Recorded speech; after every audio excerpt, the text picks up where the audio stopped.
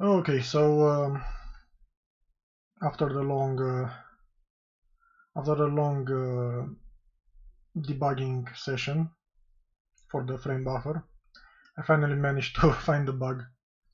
So and I also did some off-camera development because it was a lot of code and a lot of boilerplate code that probably it's a bit boring, but I will explain and go over it.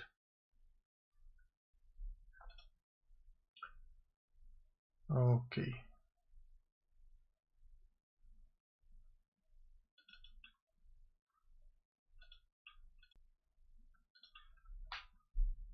Okay, let me hide this,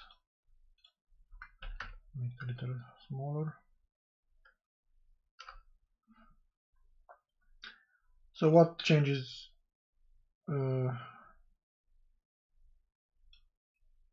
what new changes we have? Let me check. So I have added a data loader, which is basically loading sprites, sounds, units, and levels from their file name. And the file name is just the it is relative to the root of the data folder without the JSON extension. So example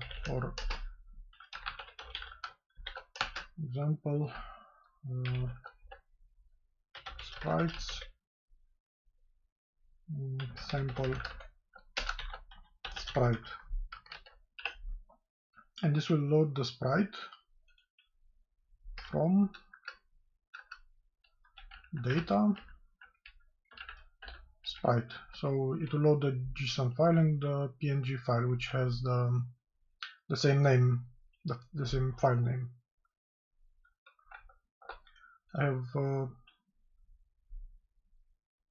I got some sprite from the internet and just put it on in my sprite sheet. I will explain about the sprites, how they work later. Yeah, so basically it loads the assets. It could be like an asset loader, but it's just data loader. And it keeps them in a map, which has the name, actually the full path basically, and path or something. Maybe I should not call it file name, but it is kind of a file name. Just call it name. File name, okay.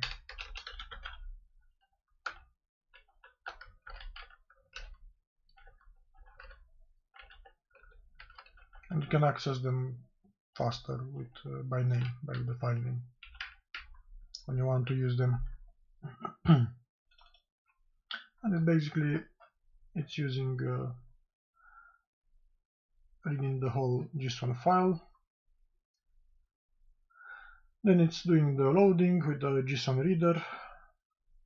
We are creating the full file name path to the JSON file.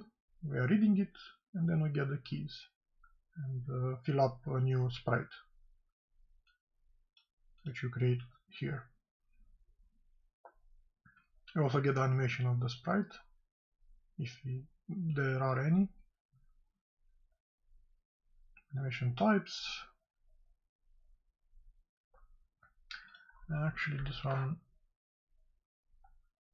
So when I load the sprite, it will also put it in the Atlas, and it will regenerate the Atlas, or it will just place the image in there.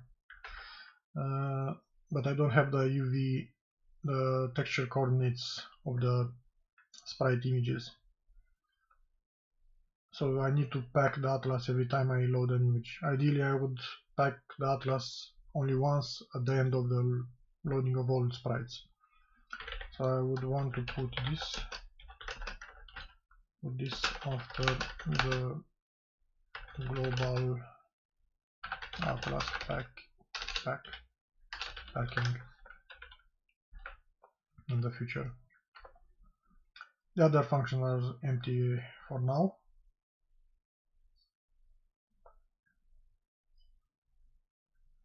I have also added a font class which I had, which is generating font glyphs from with the help of free type, just the usual font generation parameters. So you can load a font file name, a TTF or OTF file. You specify the font face size and the atlas where the font should be generated in. So all the glyphs will be added to this atlas when it generates them. It's the same tool, just call load this function. You can resize them, and that will actually regenerate the atlas as far as I remember. Or it will just, yeah, it will only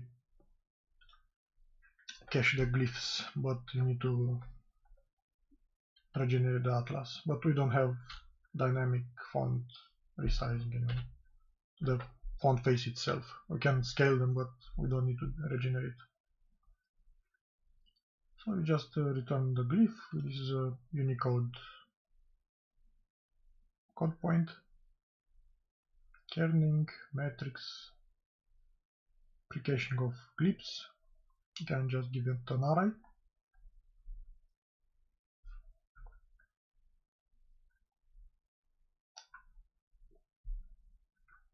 Computing text size in pixels, and so on. I also added a font cache where you keep the loaded fonts. And this font cache is using the atlas to create new fonts. And when you do this, if the font is already loaded by name, it will either create it or return the existing one, which is already with these parameters: name, file name, and size.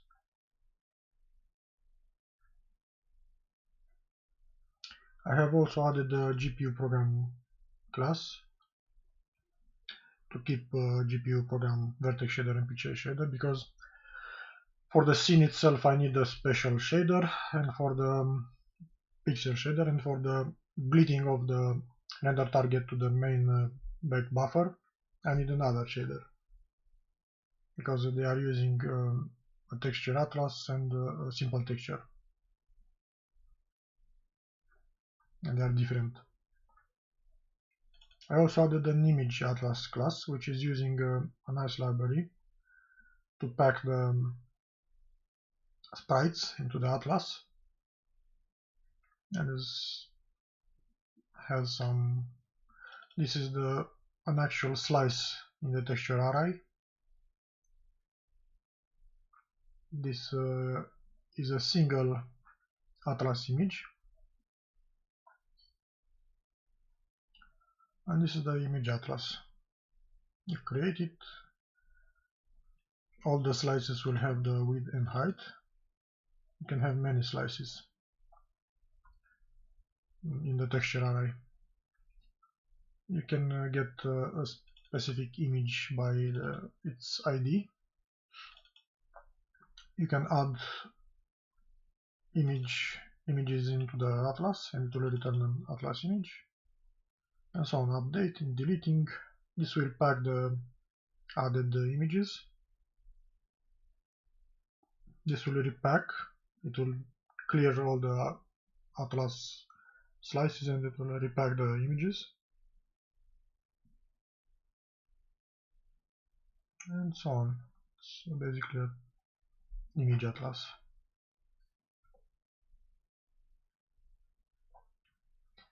What else? Label not yet. Sound not yet. In the sprite I also added some functions.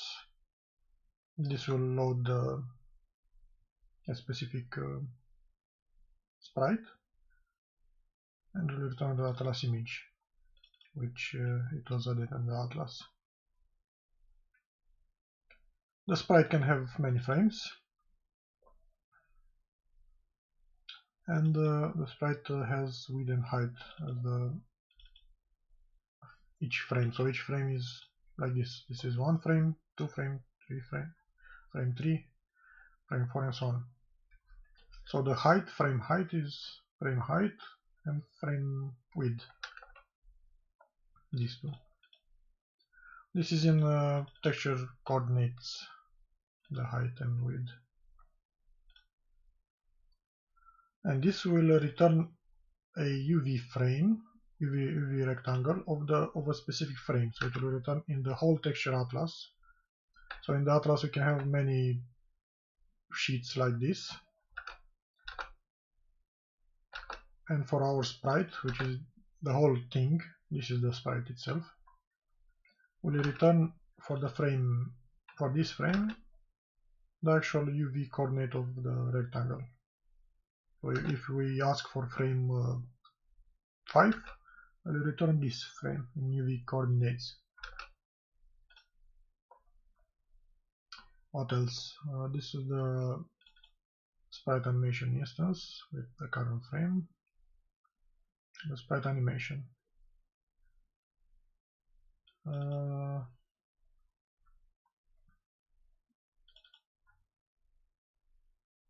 Texture array. Let me see what I added more. I'll probably split this file in multiple files. Okay, so the unit instance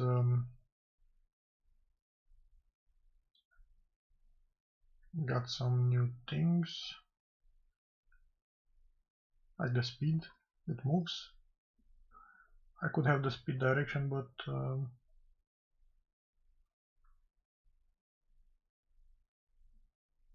we'll see later.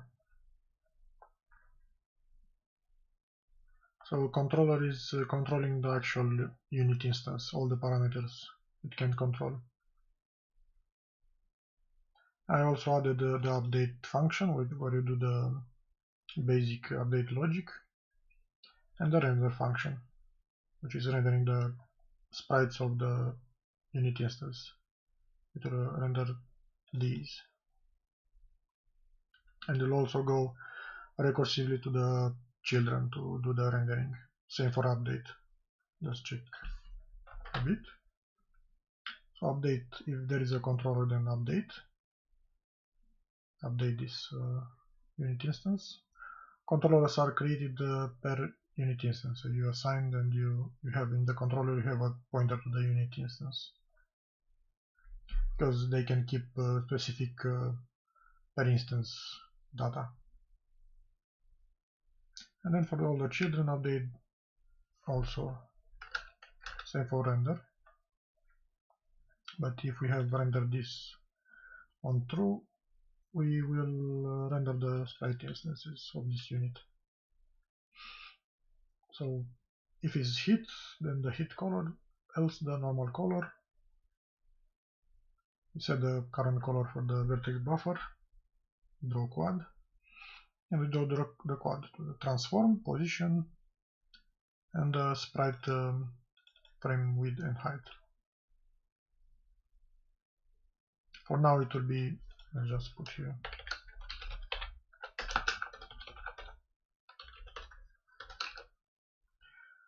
here we'll have the animation frame, but we just have 0 for now.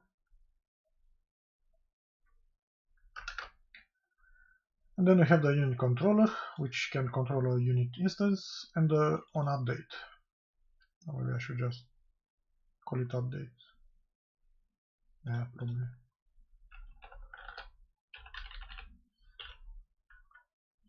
It's not really an event.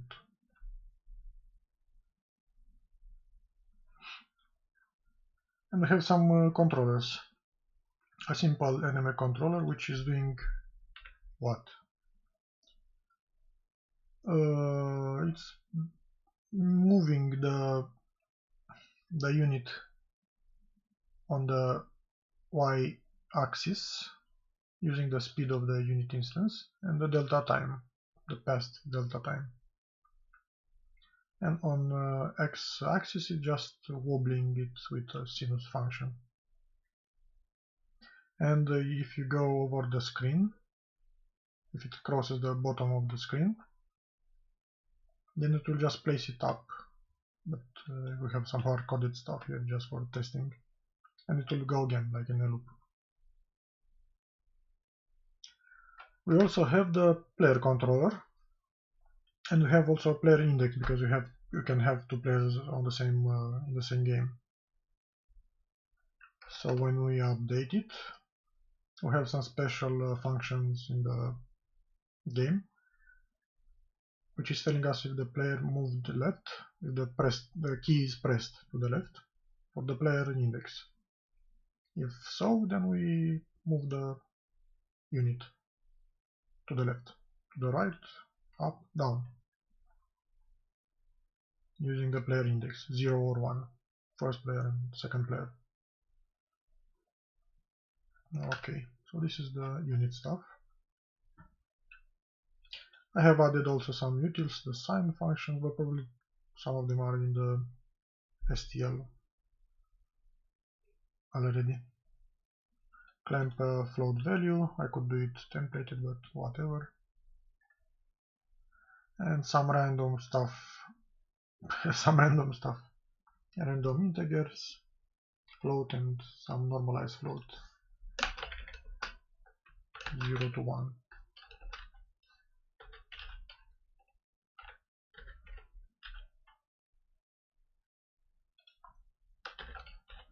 Just to be clear. And this is for text rendering, I think, or something like that. I don't know where I use it, but I'm using it probably in font, which will transform a UTF-8 text to, this is just a vector of U32 ints, the Unicode unsigned 32 bits Unicode code point. Okay. And I think, and also let's check what I have added in the game, and also graphics and so on. So in game I have added the input controls, which is exit from the current screen, or the game or main gameplay screen. This is the pause control, the coin if you want to add coins. Ideally this game should be easy to map to the MAME arcade emulator key scheme. So you can use it in an arcade cabinet also if you really want to use some USB whatever arcade controller. So we have the player 1 move keys and 3 keys for fire. The main fire, the secondary, and the third one maybe some huge bomb or whatever. I will have to study the other arcade games to see how many fire buttons they have. And for player 2. Okay. What else? We have added the data loader, the delta time. So we are computing the delta time for time-based animation.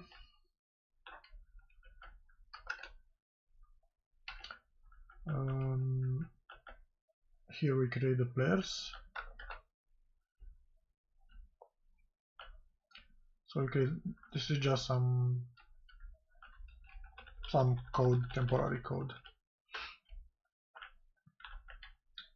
Here we create some clouds. We set the theme. Clouds are not our enemy, so it's neutral. Color, no color, no color is being added. Speed is 0, we can put it to 1, it will move slowly. Okay.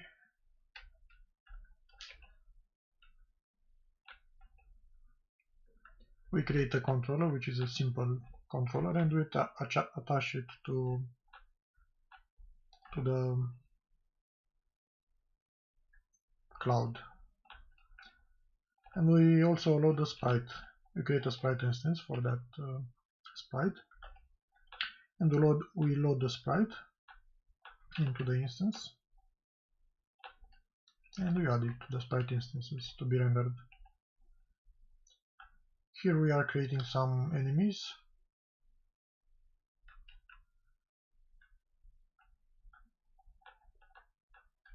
Okay, but they don't have any sprites, so we could do that. Let's say it has also the, not clouds, but sample sprite.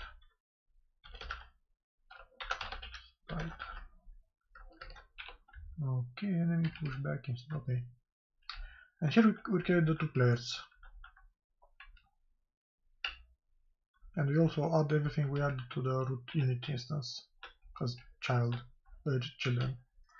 So this is team player. We give it a name. We give it a speed. The color. Controller is a player controller. The unit instance of the controller. And we also load the sprite, same sample sprite. And what do we do here? Yes, we set a player index for the controller to know what to control, what player. And then we pack all the Atlas together. But I think it's already packed, so we could keep this for now, because the load sprite, every call it will repack it. It's not ideal, but we'll fix it later. Actually,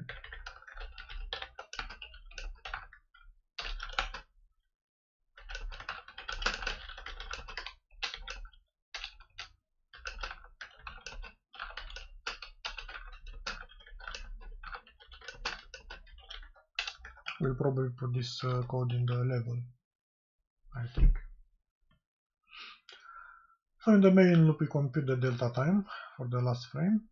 We check the key down and we have a map of the controls, which we initialized here. So escape is exit, pause button is pause, 1 is coin, left, right, okay, right control, right shift is fire for the player 1, then for the player 2. So I have a map to check the controls. So we check what symbol is pressed and we set true because it's down. For the key up we set false. So this one will render update and render the game graphics render target. So it will be happening off screen in the render target. Okay, we do this for the root unit, which will call the children instances. We'll do update and render for all of them. Very simple. We end the frame, and here render the or display the render target contents in the main back buffer. And then a swap window basically showing the contents. That's pretty much all about the main loop. I don't think it will change that much. Complete the total time, and here we check the player based on player index 0 or 1. What controllers are pressed, left, right, and so on.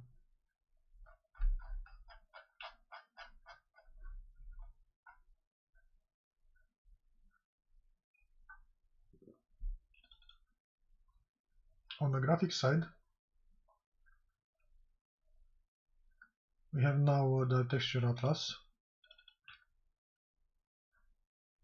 and we have two programs for the main rendering of the game and the bleeding of the render target to the back buffer,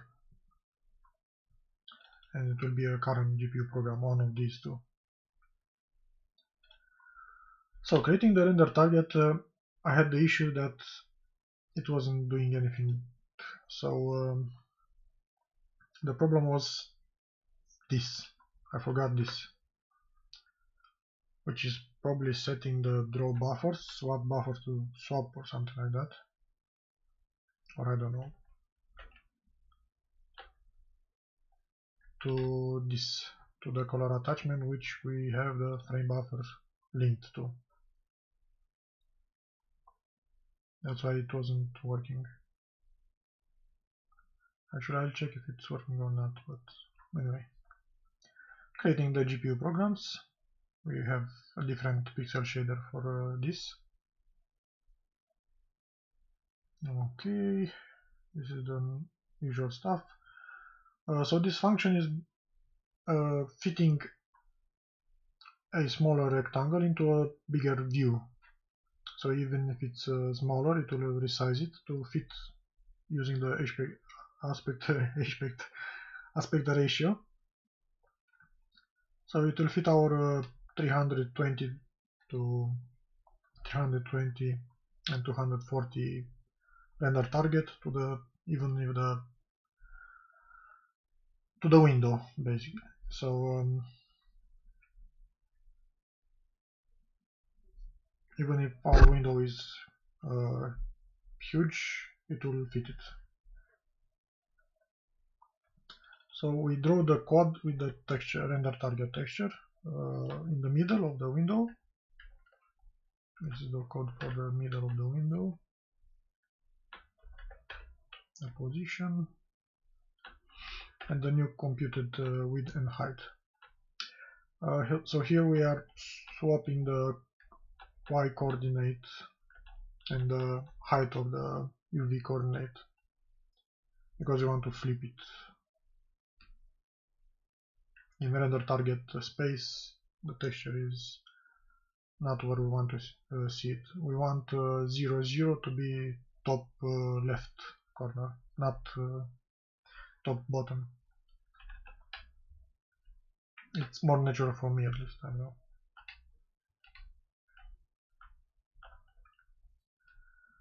Okay.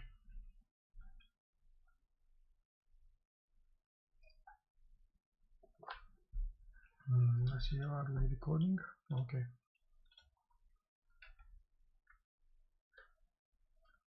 We have a new function for setup projection. Set up the render target rendering, the bleeding of the render target rendering. We set the projection, we bind our render target to be rendered, and we set it in the shader. And this is for normal game rendering. And frame will actually update the vertex buffer and render the whole thing into the render target or the screen. And that's pretty much it. This is the function to fit the viewport, the image into the viewport. And we also might need a function here because the Atlas fitting algorithms can also rotate the sprite images at 90 degrees so they can fit them better. For that we need a function, I have it somewhere, to draw the at 90 degrees, to the sprite quad at 90 degrees. Let me check. Render everything. 90. Yes, this one.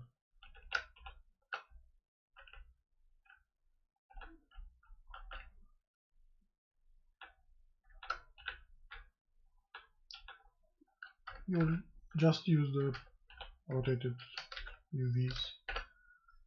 It is where somewhere. Okay, this one. It's the same as the draw code one, but rotated 90 degrees.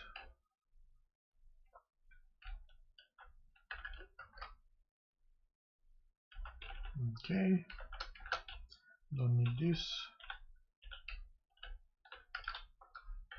Graphics. And I can add it.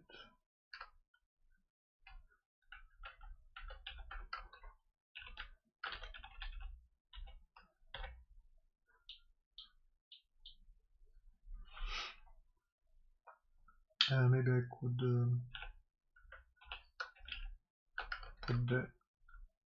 put these on private.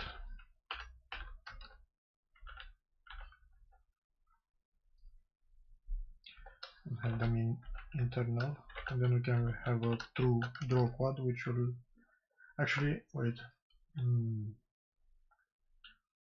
Okay,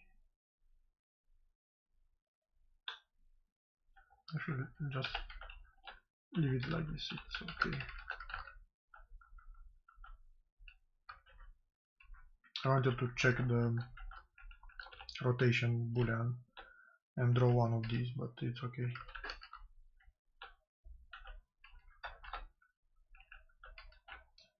No, that is okay. This is Z2.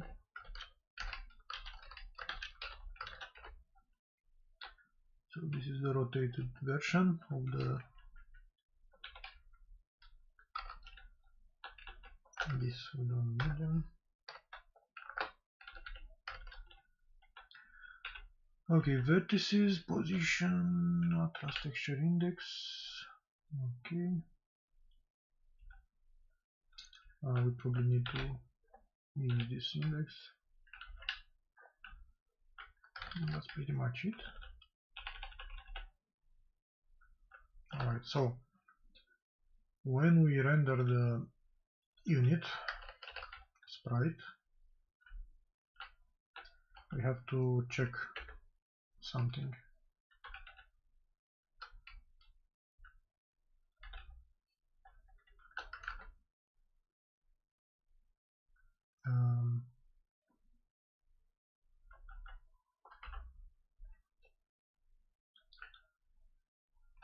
I can add this.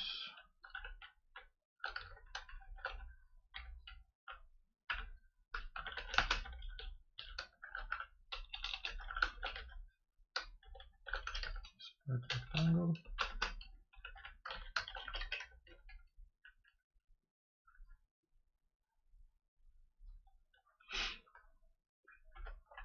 If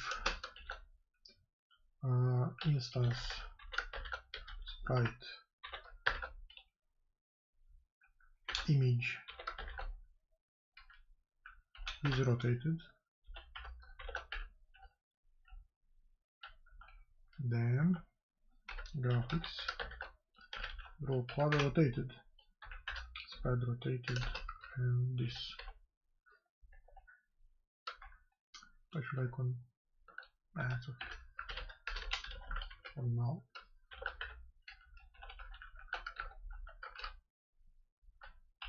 Draw quad sprite. See. No. Okay, let's just take RC.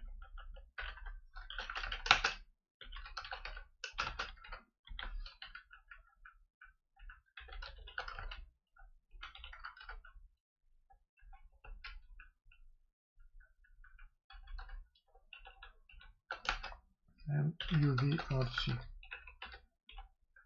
Okay, let's see. What's the problem here? Probably the image Atlas. Yes. Okay, so if it's rotated, we use the rotated version. If not, we use the normal stuff.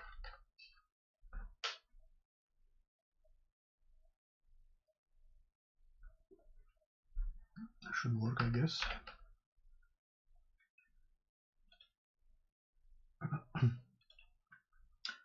Alright.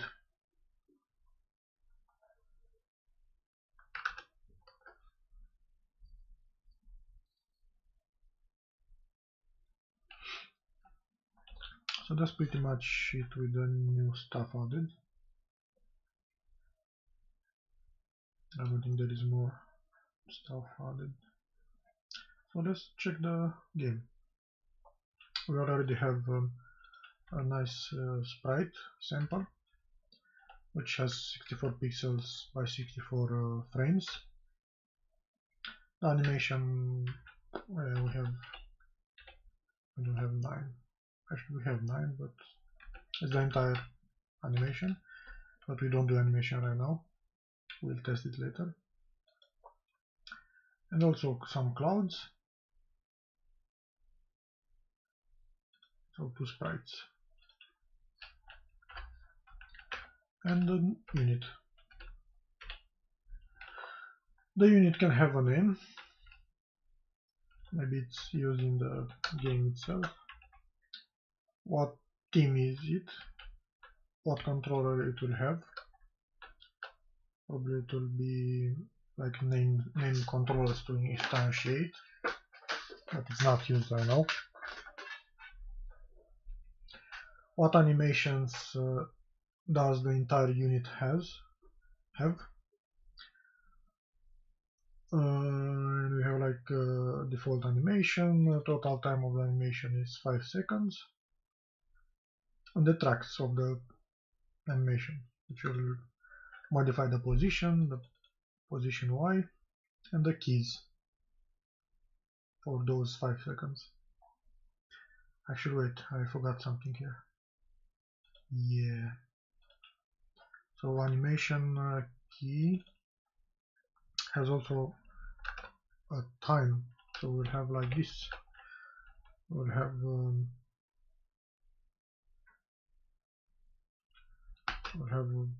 yeah, a bit more complicated.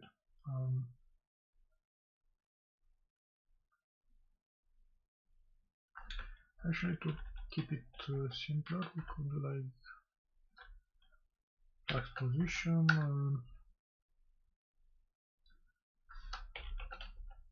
values, okay, and times.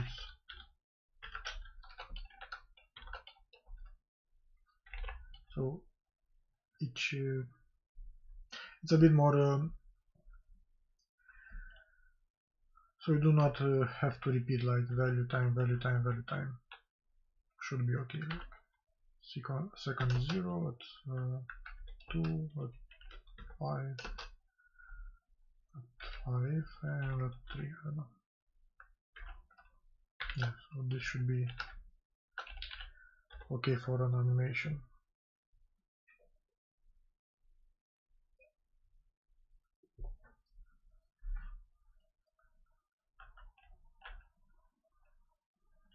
Actually, just value and time.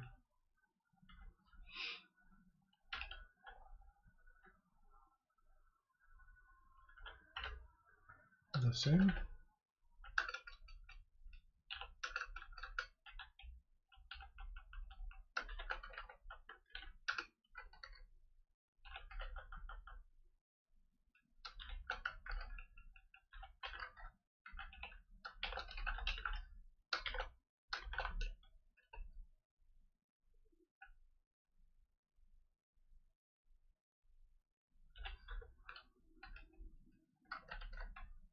Okay.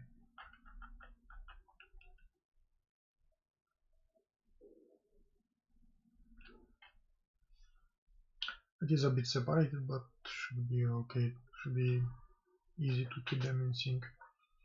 At the end, we should have some tool to create animation, because it's kind of hard to do it by hand. So this will be mostly automatic.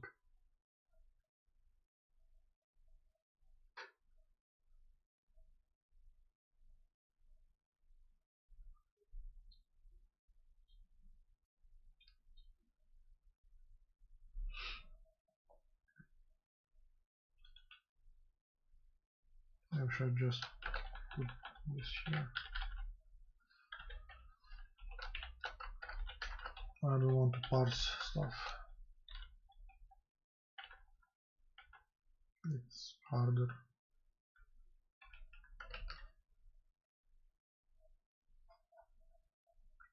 And this is the same.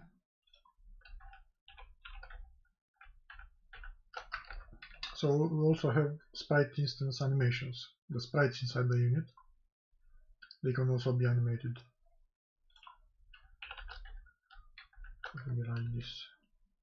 Probably you have like, and the animation itself is in the space of the unit, so it's relative to the unit.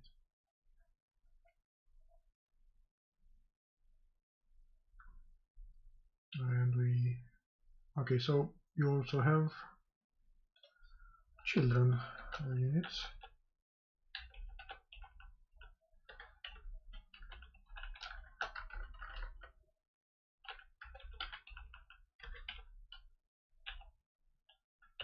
We want to have uniform scaling.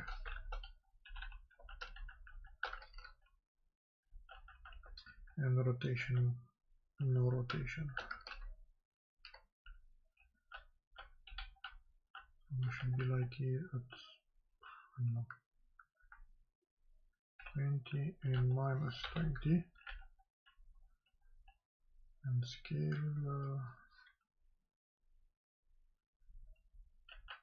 scale 1, but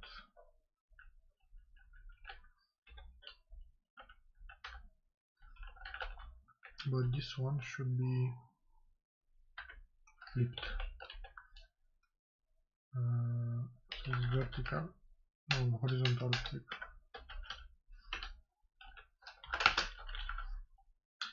So we flip it on the horizontal. What? How do you flip? So if you flip vertically, you flip it like this. And this is horizontal flip, right? Against the horizontal axis, I don't know.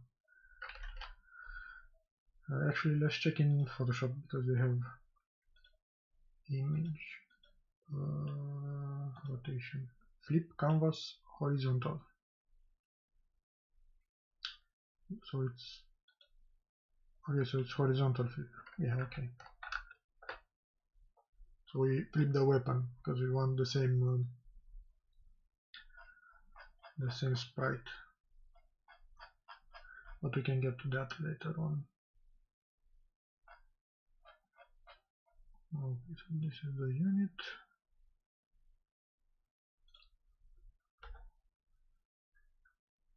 I have to really check the errors in the JSON format because we doing it manually, we will have errors.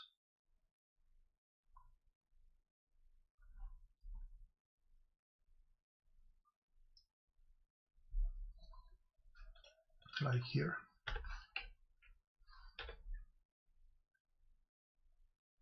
And here. Okay.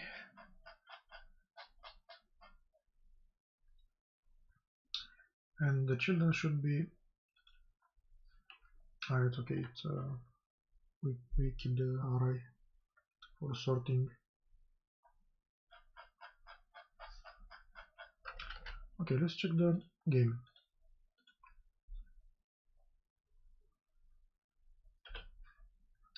If it is compiling. No. What is the problem?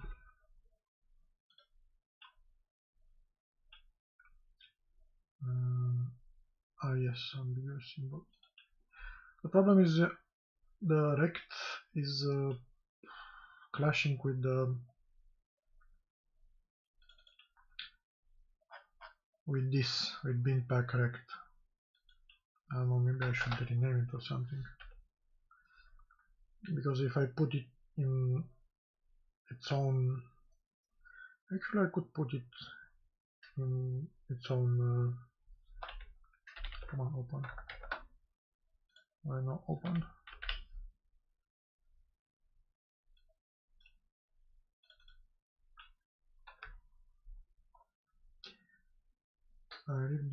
to actually I wanted to do some change. I don't want to using namespace. I'll just use like this. It's safer because you will not make the functions clash, the symbols clash with the outside thing. So we'll do this for all the files. I'm usually doing like this, but I don't know. I didn't want to have a parenthesis accolade here. So let's do that.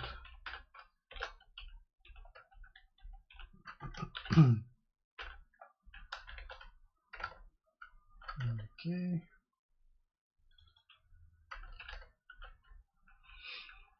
And this one is okay. This one also. So these were taken from my project. It's better.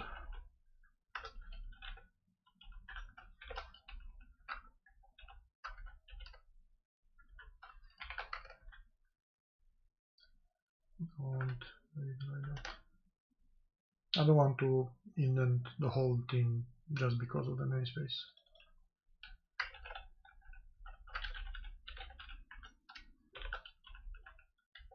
And ideally this should get rid of the error.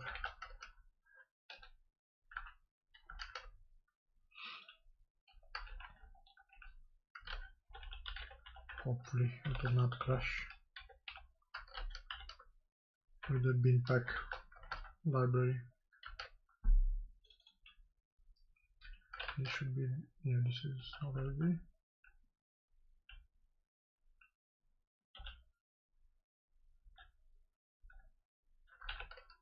What rectangle do we use? Okay.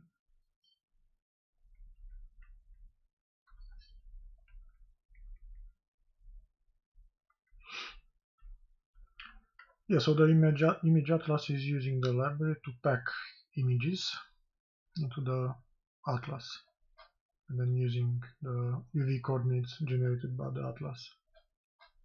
It's a lot of code, like moving images into data textual image.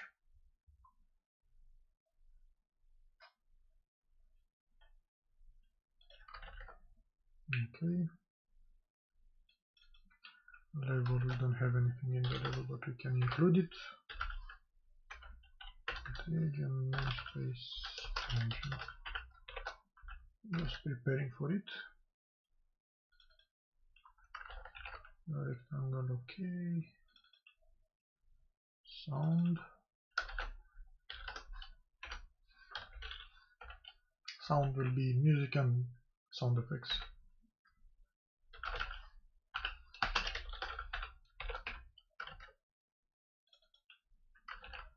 Ah, yes. We can see where I needed the engine rectangle here to not have the clash, but this should fix it. Having the namespace in place. And sprite instance, no need. The same. It keeps things safer without having to do this. Not yet, types, not yet. Unit.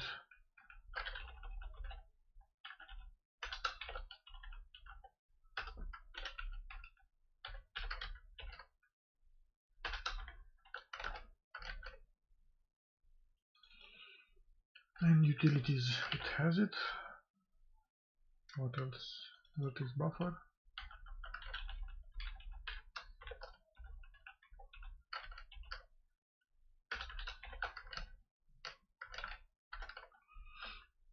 Okay, main, I think it's okay to use it like that. Or maybe not. Why not like this? Alright, let's compile.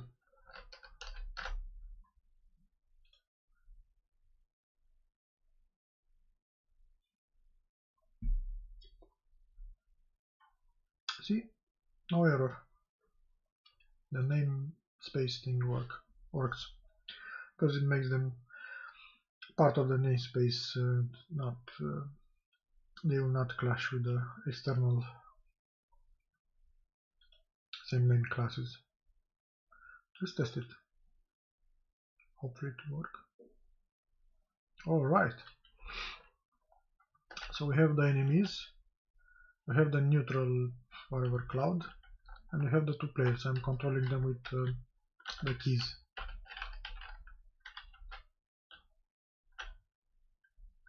Cool. So it's really hard to get to this point. That's why Unity and Unreal Engine are great for making games without having all this hassle. But of course, this is for fun and to learn things. That's why we do it. That's why I do it, actually. So you see they have a tint color. Actually not the tint color, the color, simple color, which is added on top of the sprite image for the enemies. We do that here.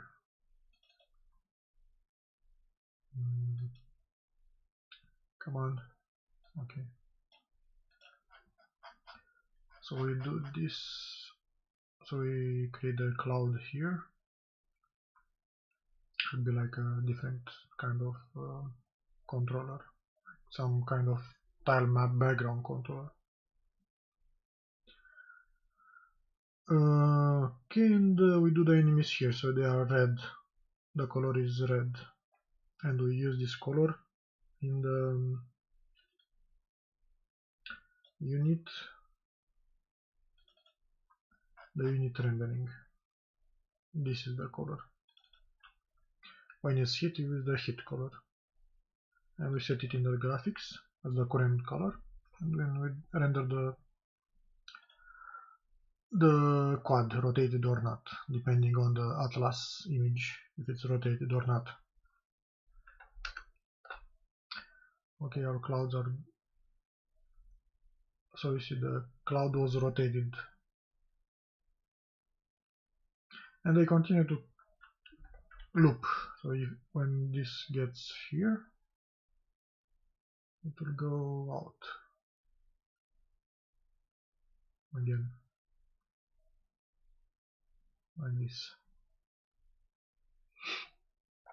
You can see that the movement is per pixel,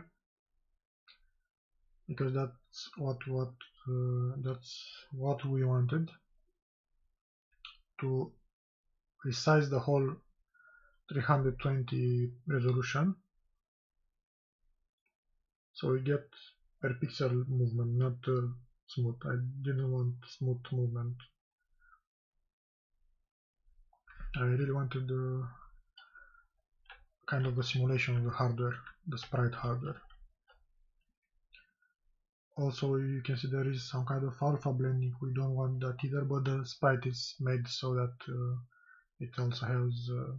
Actually, we could clamp the alpha. If it's not 1, we just take it out. Let's try to do that. And let's make the window a little bit smaller, because the DPI setting of the game of the Visual Studio is inherited by the application, it seems. It should be more okay. Let's see.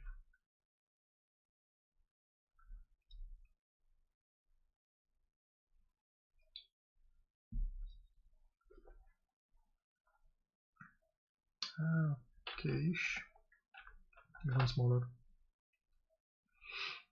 I don't know. 400.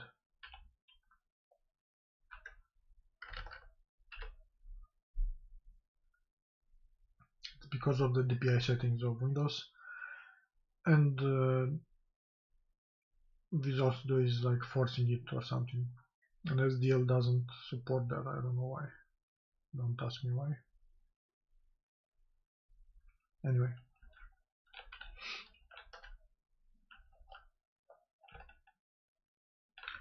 we also have this weird jerking, jittering. Should be smoother, I guess. Yeah, something with the. We'll check that. It's either from Windows or I don't know. Windows is very known for jittery time loops, delta times.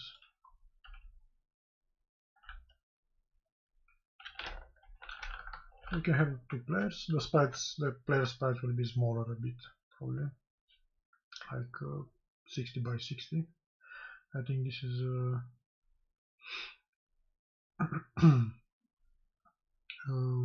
actually let's check the Dodon Paki size. Dodon Paki sprite sheet,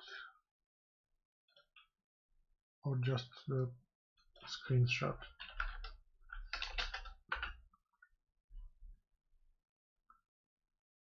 $320. Let's get an approximate ship size. Okay, where is it? Come on, some gameplay. Come on, screenshot. How big is this? No. I think this one.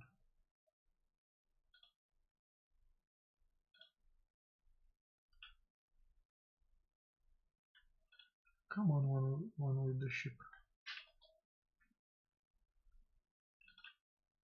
Okay, this one. And we copy the image. Now let's check the ship size here.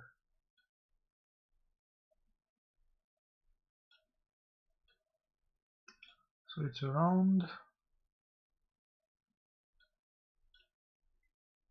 Oh, okay, so it's 30 something. 32. I think so. Makes sense.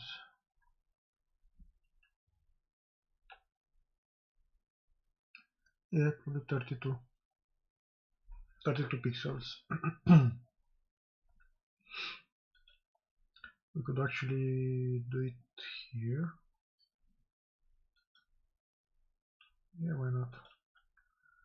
So let's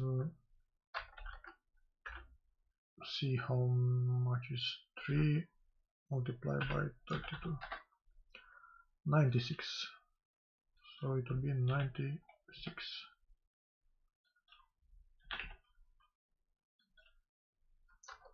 Okay.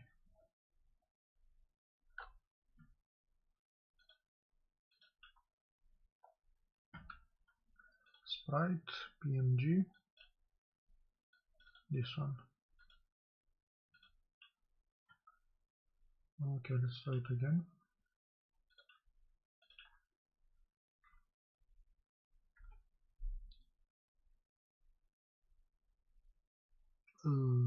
Yes, I know why. So we modified the frame size.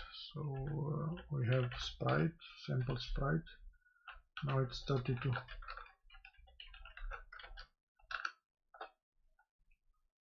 Now should be okay.